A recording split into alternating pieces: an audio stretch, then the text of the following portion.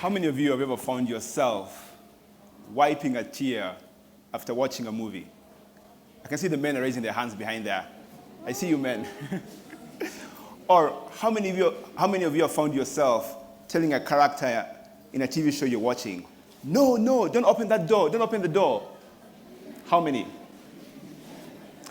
The thing about stories, the thing about TV shows, is that we get so much into them that we see ourselves in the lives of the actors, the lives of the characters in the stories we're watching.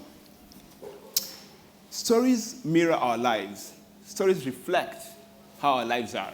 Stories mirror our hopes, our dreams, and even sometimes our fears. It's as if movies summarize life. Think of it as life in 90 minutes. The power of the story, or the power of stories, is that we end up feeling like we know the people in the stories we're watching. We feel like there are people we like to know if we don't know them. We feel connected to them. Now imagine growing up in a community where most of the stories in your community are negative. The people in your community are always cast as the villains, as the bad people in the movie.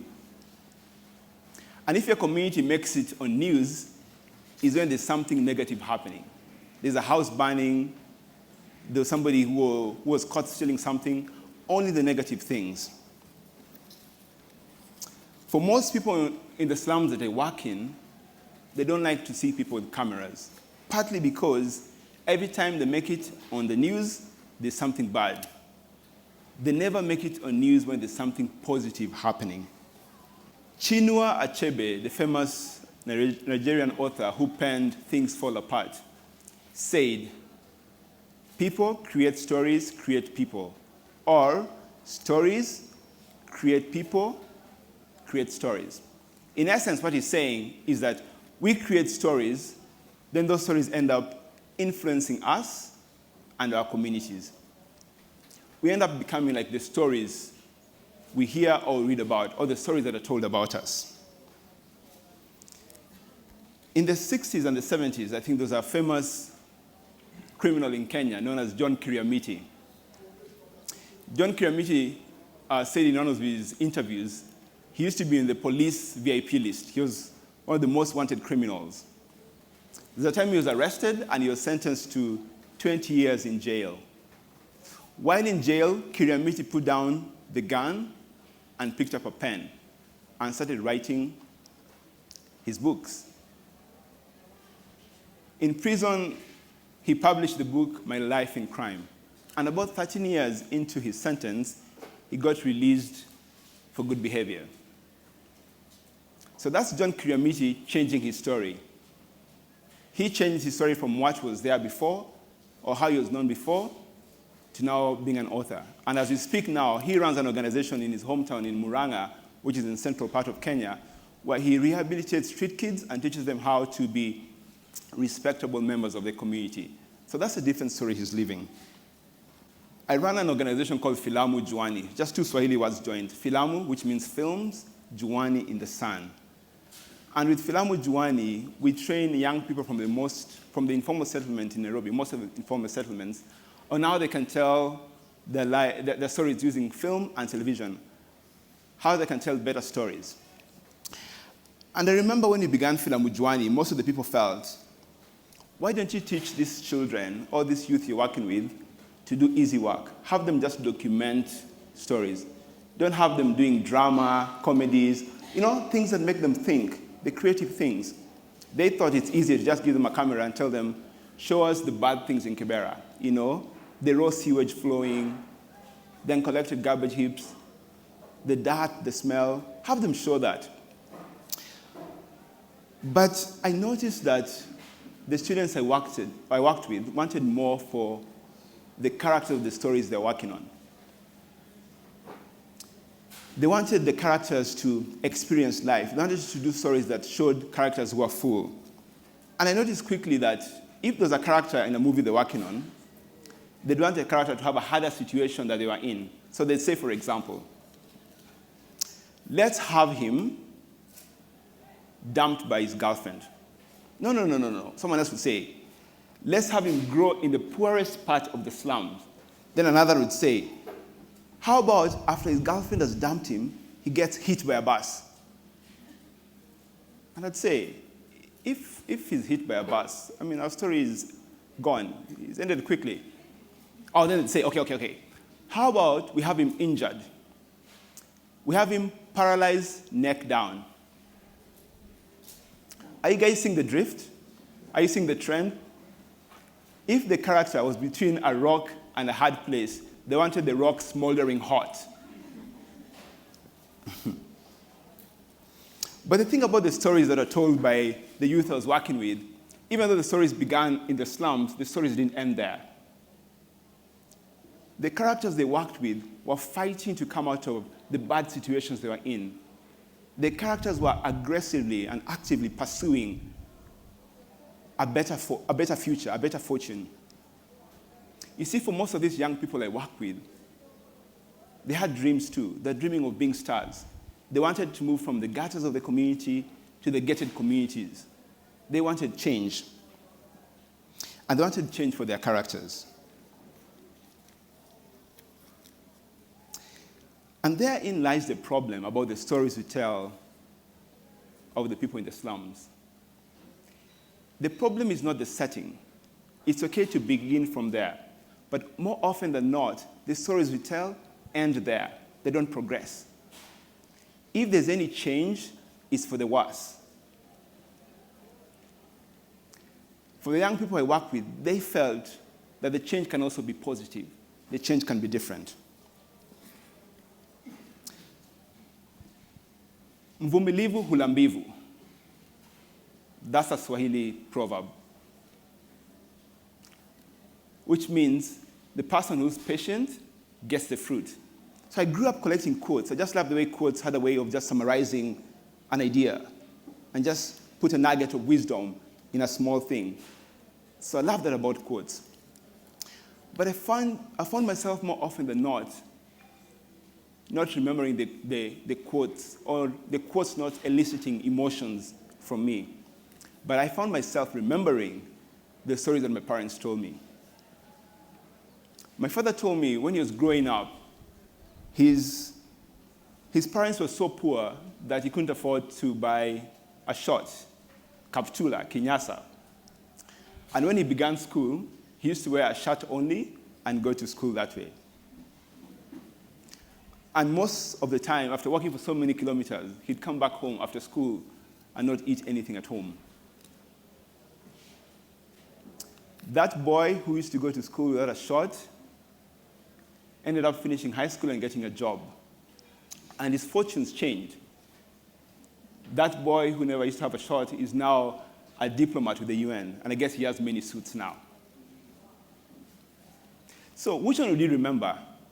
Mvumilivu hula mbivu, or this story? I suggest that this story would stick more than just a proverb, because this story brings things in your imagination. It makes you feel something. The other story my mother told me was that when she was growing up, they used to split firewood for cooking. And I don't know how many of you know how to split firewood. So you get the piece of wood, put it down, then you have to step on it to pivot it. How many of you know how to do that? So you step on it, then you pick an axe, and you split it. So the time she was doing that, and she ended up splitting the piece of wood, and she split her toe into two. She was so injured that she couldn't get any medical attention where she was in rural Kenya, in rural Siaya. So she had to come to Nairobi and get specialized treatment. In Nairobi, she stayed with one of my relatives. And while she was getting that treatment, she bumped into my father, and she met my father, and that's how they met. So what's the moral of that story? Sometimes when you split your big toe, you could meet your soulmate. No, that's not the moral. The moral is sometimes even the things that seem worse can actually end up becoming better. So you may not be in a place to create a movie or a TV show, but I suggest that you're in a place where you can start writing a story about the kind of life you'd like to live, a story about how you'd like to be remembered or to be seen by people. So, for instance, my story would be something like Ken Oolo, a filmmaker who works with the youth from the informal settlements. He dreams 10 ladies and 10 gentlemen from Filamu Juani would win an Oscar in his lifetime, one of the most prestigious awards in films. So that's my story. And at times, if something negative or something unexpected happens to you, you have an opportunity of including that in your story. So if today I dropped one of my tools of trade, one of my cameras down, my expensive cameras, and it breaks to pieces, maybe I can add that to my story this way. Ken Oolo has continued to take pictures with his camera phone, realizing that a camera is just a tool, it's not the end in itself. So you could be here and you've taken a wrong turn, but that's just a small part of your story. So about 8 years ago when I was in Kibera, I met one of my students called Georges. And Georges, this 6'2" guy, very big and very tall and very big, came to me and told me, meaning, hey you, can you give me 200 shillings? I told him, of course not, I can't give you. Why should I give you money? I mean, you're big enough, you can fend for yourself. Then Georges asked me, lakini what do? I told him, I'm a filmmaker, I do photography, I do TV shows. So Georges asked me, how about you train me how to do that? He came and learned with us, and over time, he became so good. In fact, one of the shows he worked on is called the XYZ show. For most of you who are from Kenya, we know it. The show that has puppets caricaturing politicians. So that's the show he worked on. Georges became so good, he branched out, and he started his own company. So in fact, 2 years ago, my company and George's company were bidding for work. Georges ended up winning the bid. He outsmarted us. That's George's story. I can also tell you about Fatuma. When Fatuma finished high school, he had very poor grades. Fatuma couldn't go to university. Fatuma had got two options, like most of the girls in his community. Either go and become a house help or get married off and maybe bring that dowry to her family. But Fatuma really wanted to go to college. She really wanted to go to university. She came and learned how to edit video. And over time, she went and did the bridging courses, you know, where you go to increase your grades in university. So she did the bridging courses. And she joined one of the local universities. As we speak now, Fatuma has edited over 40 TV episodes. One of the shows she works on is called One in a Million, that comes on Mnet or DSTV on Wednesday nights. Fatuma is also now able to pay her own fees and also educate some of her siblings. So Fatuma's story changed. She began from a place maybe where she didn't have much hope and future, but the story changed. And that's the power of stories, that stories are so dynamic. Stories change. They don't have to stay stagnant. I feel that quotes are stagnant. Quotes stay there. But when you have a story can change, and often for the better. But where do you begin? I suggest you begin by writing a paragraph about how you'd want to be seen or how you'd want to be remembered. And after you do that, don't keep it to yourself. Share it with others. Because story comes alive when others know about it. And after you do that, memorize your story and go out there and live a better story. Thank you.